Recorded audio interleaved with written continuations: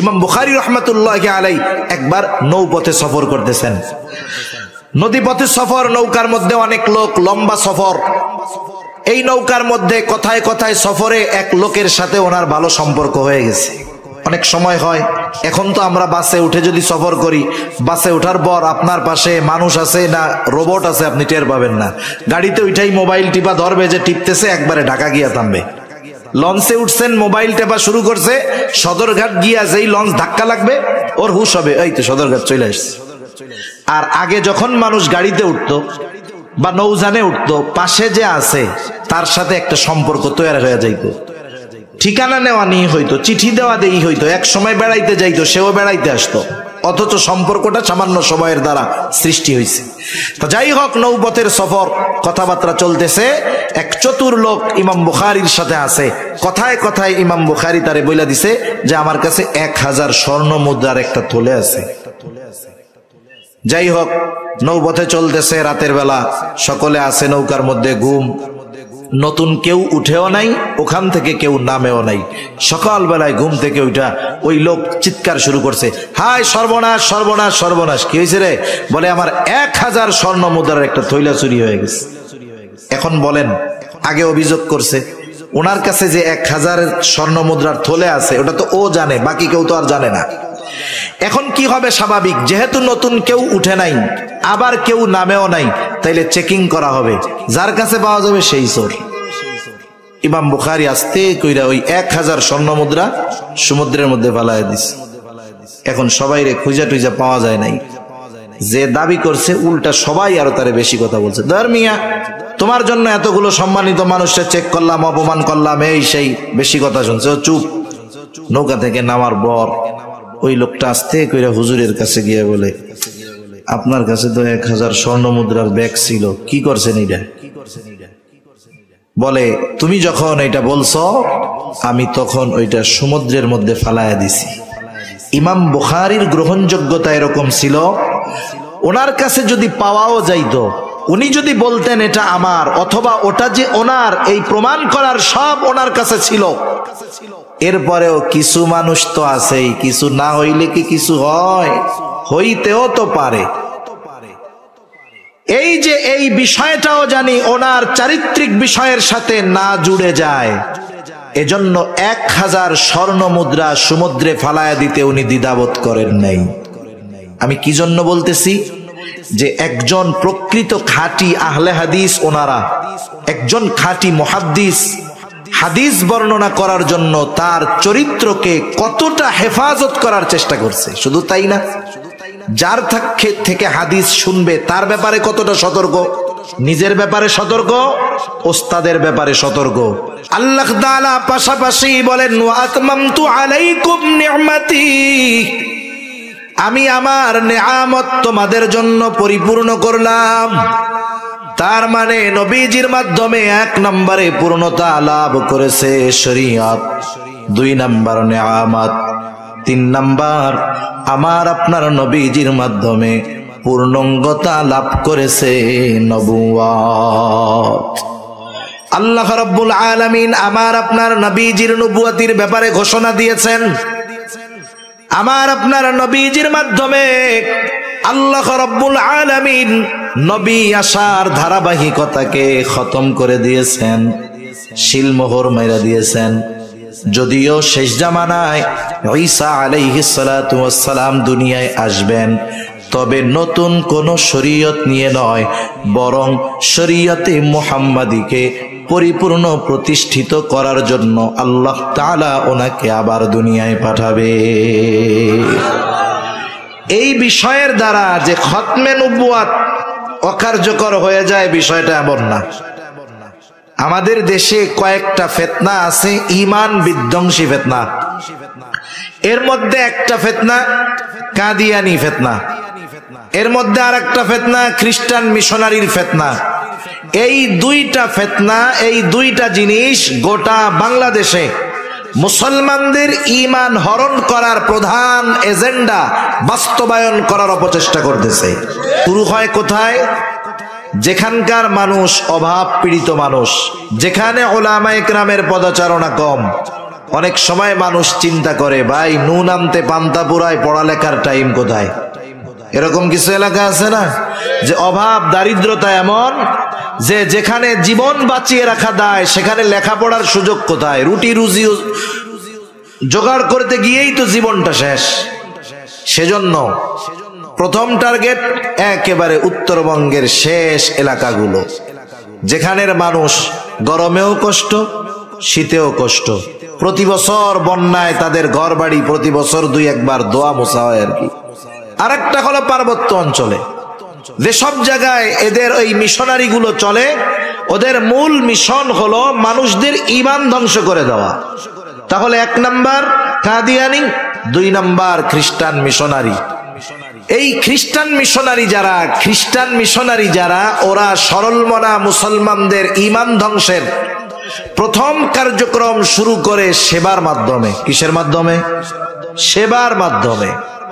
কারণ উত্তরাঞ্চলের এমন এমন জায়গা এখনো আছে কল্পনাতীত বিষয়, সেসব জায়গায় মানুষ সহজে যাইতে পারে না, যাইতে চায় না। একেবারে দুর্গম এলাকায় চরের মধ্যে দিয়া, বালুর মধ্যে দিয়ে হেঁটে হেঁটে 15-20-25 কিলো দূরে গিয়ে একটা জনপদ, জনবসতি। না যায় গাড়ি, না যায় নৌকা। এখন 20-25 কিলোমিটার, 30 কিলোমিটার ওই বালুর মধ্যে পায়া হাইটা যদি আমাদের যাইতে বলেন, যাওয়ার আগে বালুর মধ্যে শেষ হয়ে যেতে হবে। ওরা গিয়ে ওই সব অঞ্চলে, ওর টাকা পয়সার অভাব নেই। আমাদের মুসলমান সম্প্রদায় যারা, গোটা দুনিয়ায় মুসলমান যারা আছে, আমাদের সম্পদ হইলে আমরা বিলাসিতা করার চেষ্টা করি। দেখেন না, শুনেন না মাঝে মধ্যে যে আরব দেশের অমক প্রিন্স অমক দেশে সফরে গেছে, যাওয়ার সময় সে সিঁড়ি নিয়ে গেছে, স্বর্ণের সিঁড়ি। আবার বাথরুম করবে, কমোড বানায় নিয়ে গেছে, স্বর্ণের কমোড। এরা সম্পদ পাইলে বিলাসিতা করে, আর ওই খ্রিস্টানেরা সম্পদ পাইলে তাদের ওই ধর্মকে গোটা বিশ্বের মানুষের কাছে পৌঁছে দেওয়ার জন্য তাদের জীবনের অর্জিত সম্পদগুলোর বড় একটা অংশ খ্রিস্টান মিশনারিতে দান করে দেয়।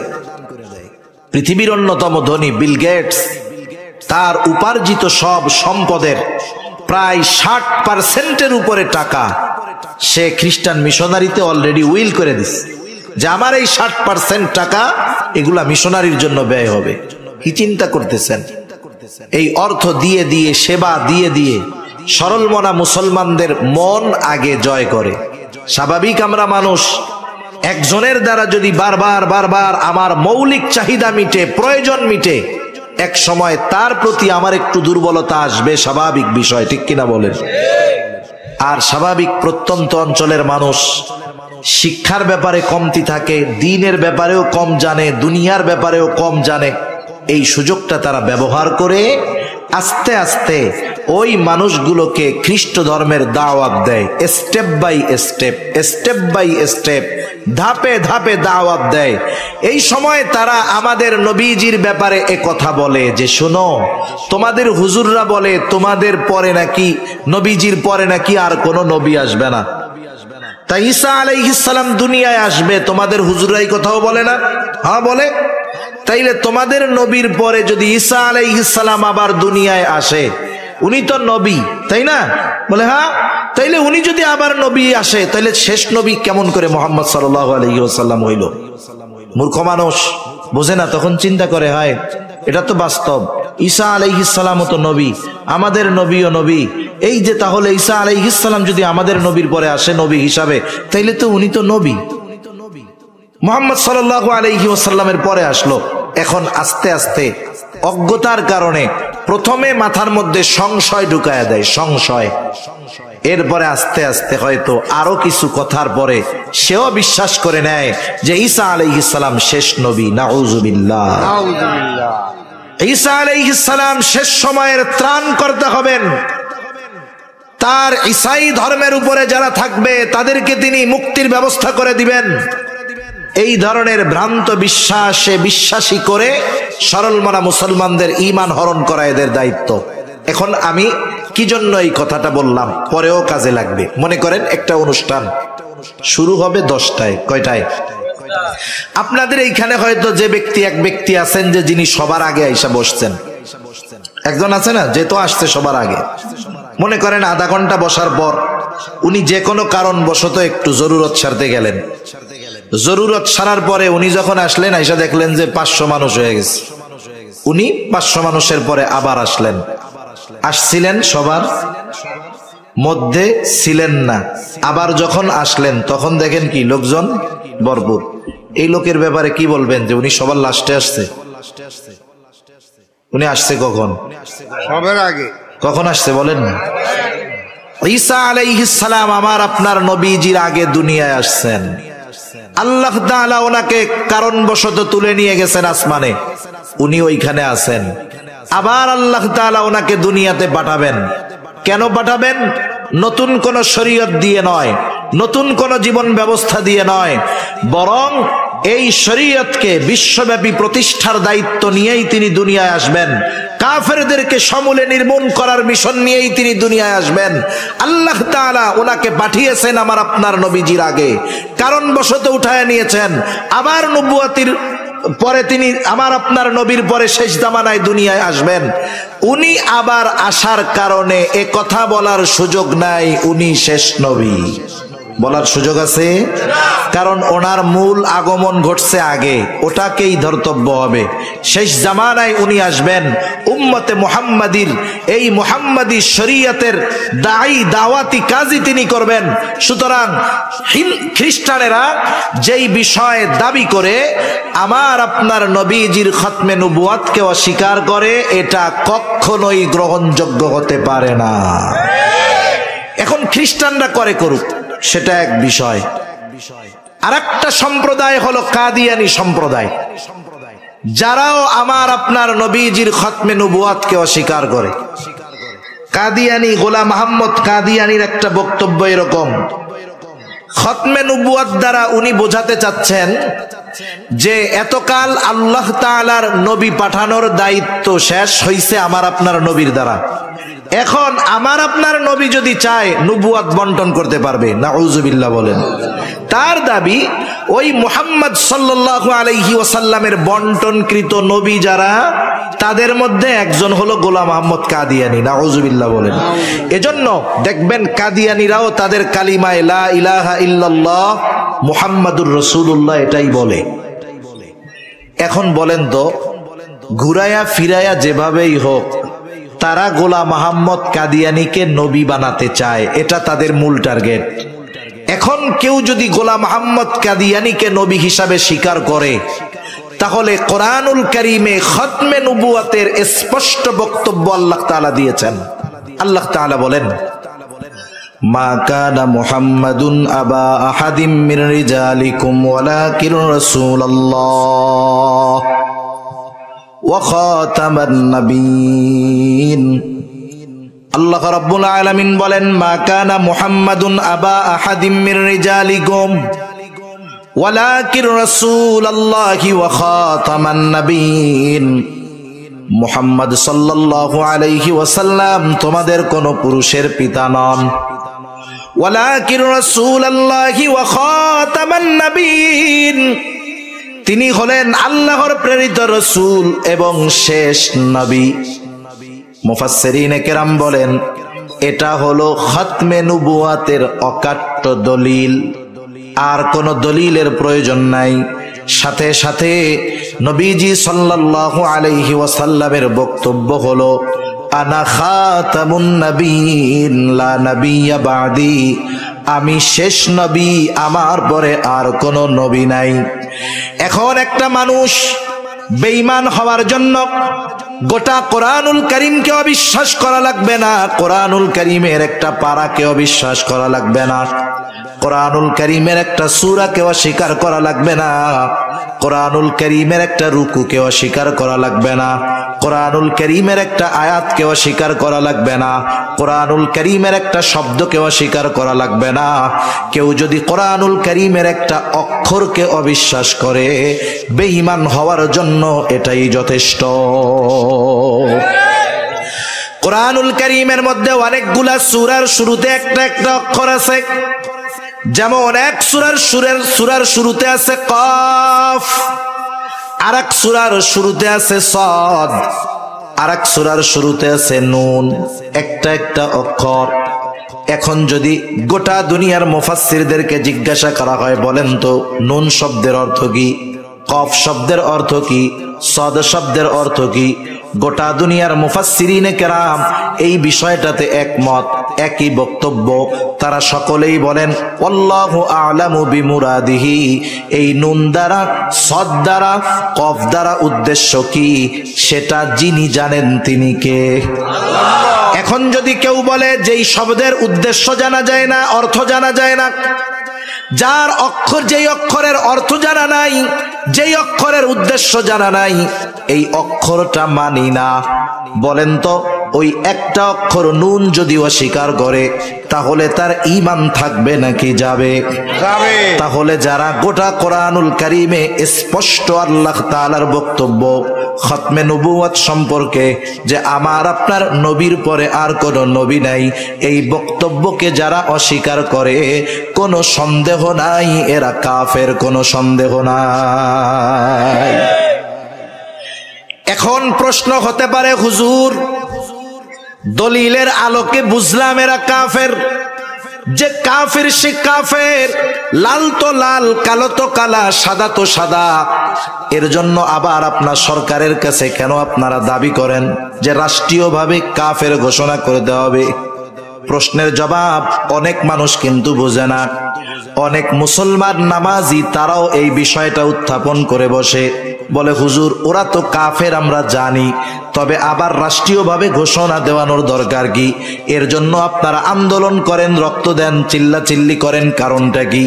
তাদেরও এই প্রশ্নের জবাবে কথা বলা যায় যে শোনেন, বিষয়টা তো এই রকম, নাগরিক হিসাবে প্রত্যেকটা মানুষ রাষ্ট্রীয় সুযোগ সুবিধা ভোগ করবে, আমাদের কোনো বাধা নাই।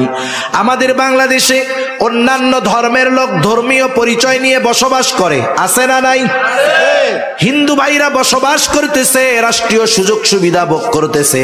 আমরা কোনোদিন বলি নাই হিন্দুদের এই সুবিধা দেওয়া যাবে না, বলছি নাকি?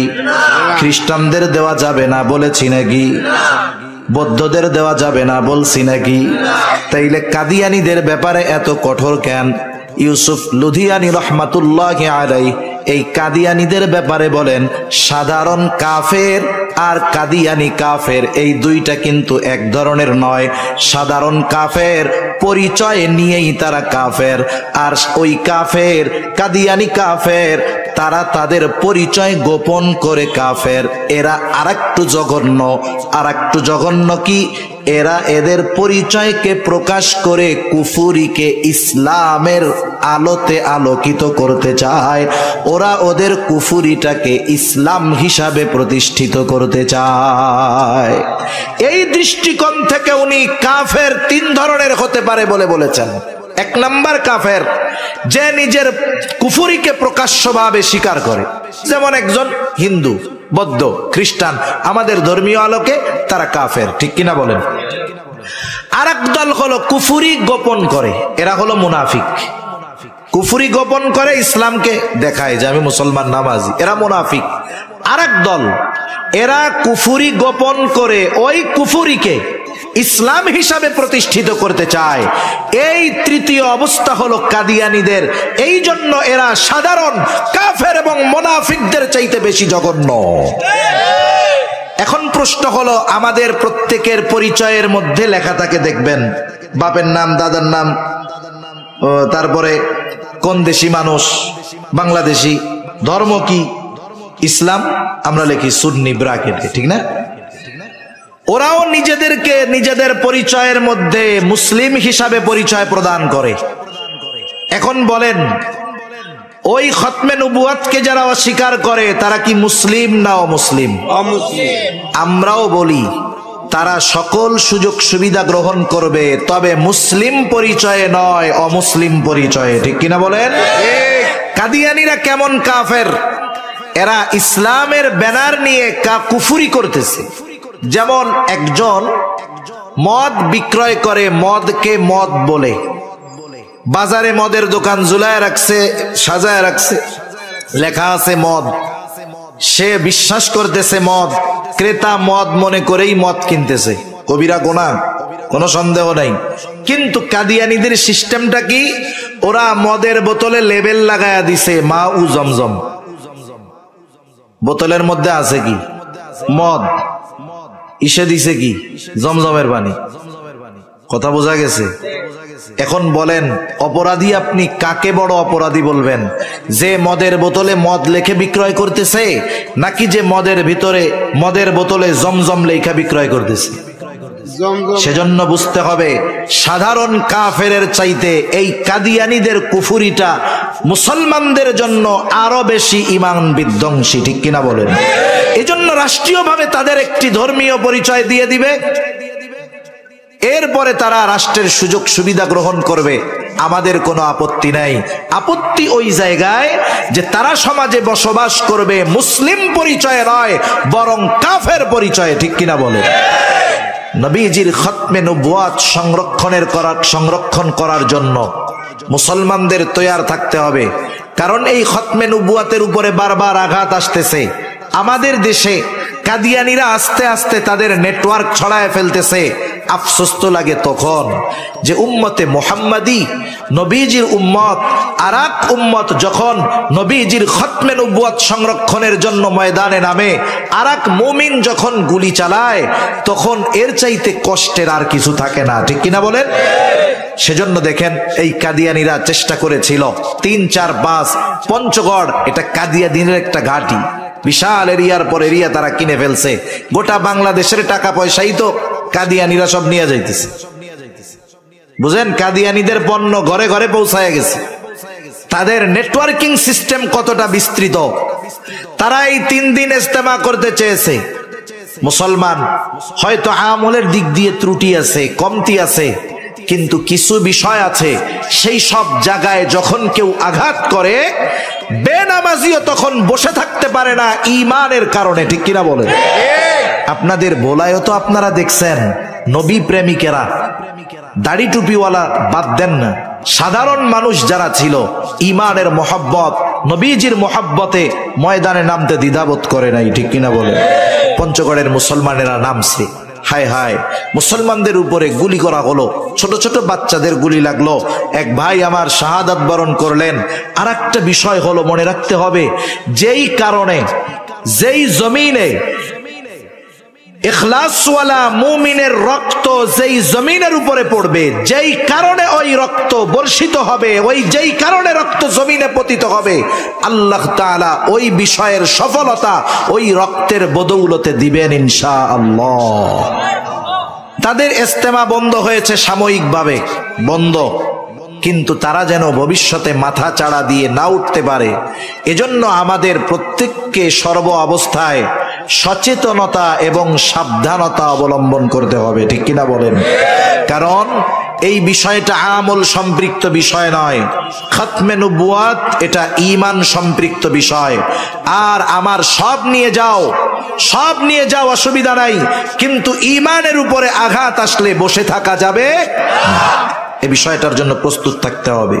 আর এই নবীজির শানের ব্যাপারে, খতমে নবুয়াতের ব্যাপারে আমাদের জানতে হবে, উলামায়ে কেরামের সুপরামর্শের আলোকে ইনশাআল্লাহ সামনে অগ্রসর হতে হবে। ইনশাআল্লাহ পারা যাবে তো? আল্লাহ তৌফিক দান করুন। তাহলে আল্লাহ তাআলা আমার আপনার নবীজির মাধ্যমে নবুয়াতকে পরিপূর্ণতা প্রদান করেছেন, যা অতীতের কোন নবীর মাধ্যমে আল্লাহ তাআলা করেন নাই। 4 নম্বর, আল্লাহ রাব্বুল আলামিন আমার আপনার নবীজির মাধ্যমে আখলাকের পূর্ণতা প্রদান করেছেন। আমার আপনার নবীজির আগে যত নবী দুনিয়ায় ছিল, প্রত্যেকে উত্তম আখলাকওয়ালা, কোনো সন্দেহ নাই। তবে আমার আপনার নবী শুধুমাত্র উত্তম আখলাকওয়ালা নবী নয়, বরং আমার আপনার নবী হলেন উত্তম আখলাকে পরিপূর্ণতা প্রদান করনেওয়ালা নবী। আমার আপনার নবীজির চারিত্রিক সনদ দুনিয়ার কেউ দেয় নাই। আমার আপনার নবীজির চারিত্রিক সনদ দিয়েছেন আল্লাহ। আর আমার আপনার নবীজির চরিত্র কেমন ছিল? অনেক সময় আমাদের জীবনে এমনটা হয়, একটা মানুষ জীবনের প্রারম্ভে হয়তো অনেক অপরাধের সাথে জড়ায় ছিল, একটা সময় তাওবা করছে, ভালো হয়ে গেছে, আর গুনাহ করে না, কিন্তু আমার আপনার নবী এমন চরিত্রওয়ালা নবী, নবুয়তির আগে হোক পরে হোক আমার আপনার নবীর দ্বারা এমন কোন কাজ কখনো সংগঠিত হয় নাই যার দ্বারা কাফেররা আমার আপনার নবীর চারিত্রিক ব্যাপারে কোনো কথা বলতে পারে। যেমন দেখেন হযরত মূসা আলাইহিস সালাম যখন কারুন সম্পদের মালিক হয়, অঢেল সম্পদের মালিক কারুন, মূসা আলাইহিস সালাম কারুনকে বলল, কারুন এই সম্পদের মূল মালিক হলেন আল্লাহ, তুমি তোমার সম্পদের যাকাত দাও। কারুন যাকাত তো দেয় নাই, বরং মূসা আলাইহিস সালামকে জিনার অপবাদ দেওয়ার অপচেষ্টা করেছে। আল্লাহ তাআলা সহ্য করেন নাই, কারুনের উপরে গজব আসলো, আযাব আসলো, সম্পদ সহ কারুন জমিনের নিচে ডাবতে থাকলো। মুফাসসিরিনে কেরাম বলেন কারুন এখনো জমিনের নিচে সম্পদ সহ ডাবতেছে, কিয়ামত পর্যন্ত ডাবতে থাকবে। যেই কথাটা বোঝাইতে চাই এটা আগে অনুধাবন করতে হবে। উদ্দেশ্য হলো কারুন মূসা নবীর উম্মত, মূসা নবীর ব্যাপারে জেনার অপবাদ দেওয়ার অপচেষ্টা করছে। কিন্তু আমার আপনার নবীর যত উম্মত ছিল, যত বিরোধী হোক, নবীকে হত্যা করার অপচেষ্টা করেছে, কিন্তু আমার আপনার নবীর চারিত্রিক ব্যাপারে কোনো অপবাদ দেওয়ার দুঃসাহস কেউ করে নাই। আপনি সিরাতের কিতাব খুঁজেন, এক জায়গায়ও পাবেন না আমার আপনার নবীজিকে কাফেররা কোন চারিত্রিক বিষয়ে অপবাদ দেওয়ার অপচেষ্টা করেছে, পারে নাই। কারণ আল্লাহ তাআলা আমার আপনার নবীজির চরিত্রকে শুরুর থেকে নিয়েই সংরক্ষিত করেছেন, সংরক্ষণ করেছেন। নবুয়তির পরে যেই বিষয়টা কোরআনের মাধ্যমে অথবা নবীজির হাদিসের মাধ্যমে নিষিদ্ধ করা হয়েছে, এমন কোন বিষয় নবীজি নবুয়তির আগে করেছেন এমন কোন প্রমাণ কেউ দেখাতে পারবে না। যেই বিষয়টা শরীয়তে মুহাম্মাদির মধ্যে হারাম করা হয়েছে, ওই বিষয়টা নবুয়তির পূর্বে আমার আপনার নবীর দ্বারা সংগঠিত হয়েছে এমনটা কেউ দেখাতে পারবে না। গোটা সিরাতের কিতাব খুঁজেন, পাবেন না কোথাও। বরং রাসূলুল্লাহ সাল্লাল্লাহু আলাইহি ওয়াসাল্লামের যৌবনকালে কাফেররাই আমার আপনার নবীজির চারিত্রিক ব্যাপারে বলেছে সাদেক, আমিন, সত্যবাদী, আমানতদার। নবীজির উপাধি কাফেররা দিয়েছে। শুধু তাই না, যখন রাসূলুল্লাহ সাল্লাল্লাহু আলাইহি ওয়াসাল্লাম নবুয়তির পর 3 বছর গোপনে দাওয়াত দিয়েছে, আল্লাহ তাআলার পক্ষ থেকে আদেশ আসলো, ওয়ানজির আশীরাতাকাল আকরাবিন, আপনি আপনার নিকটস্থ আত্মীয় স্বজন যারা আছে তাদেরকে এবার দাওয়াত দেন। প্রকাশ্য দাওয়াতের ব্যাপারে ঘোষণা দেওয়া হলো, আদেশ দেওয়া হলো। নবীজি ওই পাহাড়ের উপরে উঠে গেলেন, আবু কুবাইস পাহাড়। ওই পাহাড়টা এত গুরুত্বপূর্ণ একটা পাহাড়, একজন অপরিচিত একেবারে নিঃস্ব মানুষ যদি ওই পাহাড়ের উপরে উঠে আরবদেরকে আহ্বান করতো, কে আছে এটা নয়, ওই পাহাড়ের উপরে যেই উঠতো, যেই বলতো, তার কথা তাকে গুরুত্বপূর্ণ মনে করে সব মানুষেরা তার সাহায্যের জন্য চলে আসতো। নবীজি আজকে ওই পাহাড়ের উপরে উঠলেন। আরববাসী যখন দেখলো আমাদের আল আমিন পাহাড়ের উপরে উঠছে, এটা তো অতি গুরুত্বপূর্ণ বিষয়। নবীজি আহ্বান করলেন, সব আরববাসী পাহাড়ের পাদদেশে এসে জমা হলো, সবাই চলে আসছে, কেউ বাকি নাই। এইবার নবীজি সাল্লাল্লাহু আলাইহি ওয়াসাল্লাম তাদেরকে বললেন, আমি যদি তোমাদের এই কথা বলি, পাহাড়ের অপর প্রান্তে, পাহাড়ের তলদেশে একদল ঘোড়া সাওয়ারি শত্রু তোমাদের উপরে আক্রমণ করার জন্য অপেক্ষা করতেছে, তোমরা কি আমার কথা বিশ্বাস করবা নাকি? সবাই সমস্বরে বলল, হ্যাঁ অবশ্যই বিশ্বাস করব। বিশ্বাস করার কারণ কি? ওই কাফেররাই বলতেছে, ও মুহাম্মদ, কেন আমরা তোমার কথা বিশ্বাস করব না? কারণ ইতিপূর্বে আমরা তোমাকে কখনো মিথ্যাবাদী হিসাবে পাই না। আমরা এই গোটা 43 বছর পার হয়ে গেছে, তোমার কখনো মিথ্যাবাদী হিসাবে পাই নাই। তাহলে আমার আপনার নবীজির চারিত্রিক বিষয়টা কেমন সুরক্ষিত ছিল? আল্লাহ তাআলা আমার আপনার চারিত্রিক সনদ দিয়েছেন। আল্লাহ তাআলা বলেন, ওয়া ইন্নাকা লাআলা খুলুকিন আযীম। আমি আপনাকে মহান চরিত্রে অধিষ্ঠিত করেছি। রাসূল আকরাম সাল্লাল্লাহু আলাইহি ওয়াসাল্লাম বলেন, ইন্নামা বুইসতু লিউতাম্মিমা মাকারিমাল আখলাক, আমাকে উত্তম চরিত্রে পরিপূর্ণতা প্রদানার্থে প্রেরণ করা হয়েছে। তার মানে অতীতের সব নবী উত্তম চরিত্রওয়ালা নবী, আর আমার আপনার নবী হলেন উত্তম চরিত্রে পরিপূর্ণতা প্রদানকারী নবী। তাহলে সারা বিশ্ববাসীর জন্য আদর্শ হওয়ার জন্য চারটা জিনিস দরকার। কয়টা? এক নাম্বার, তিনি সকল সৃষ্টির জন্য প্রেরিত হবেন, নির্দিষ্ট কোনো জাতি গোষ্ঠীর জন্য প্রেরিত হবেন না। দুই নাম্বার, তার জীবনে একমুখী হবে না, তার জীবন হবে বহুমুখী। আমি আপনি যেখানেই সমস্যায় পড়ব, সেই বিষয়টার সমাধান যদি তার জীবনী থেকে খুঁজতে যাই, পেয়ে যাব। বহুমুখী জীবনের অধিকারী।